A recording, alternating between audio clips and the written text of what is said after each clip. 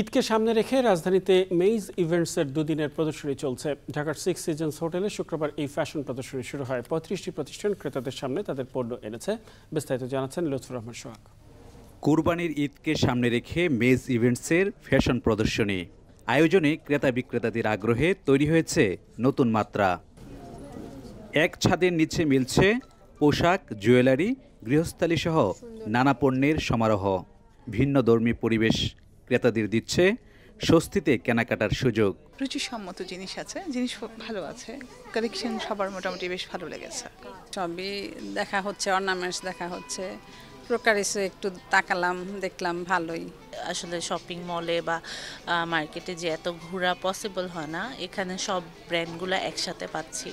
বিক্রেতারা বলছেন প্রদর্শনীতে নতুন নতুন ক্রেতার খোঁজ পাচ্ছেন তারা। সম্পর্কের পরিসর বাড়ায় পণ্য বিক্রিতেও মিলছে ইতিবাচক সাড়া।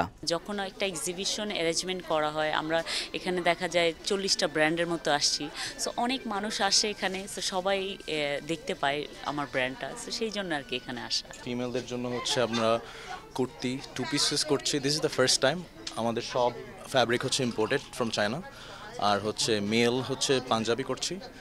এটার এক্সপিরিয়েন্স আছে আগে করার, বাট ফিমেলটা ফর দ্য ফার্স্ট টাইম আমরা করছি। ফ্যাশন প্রদর্শনীর পর্দা নামবে শনিবার রাতে।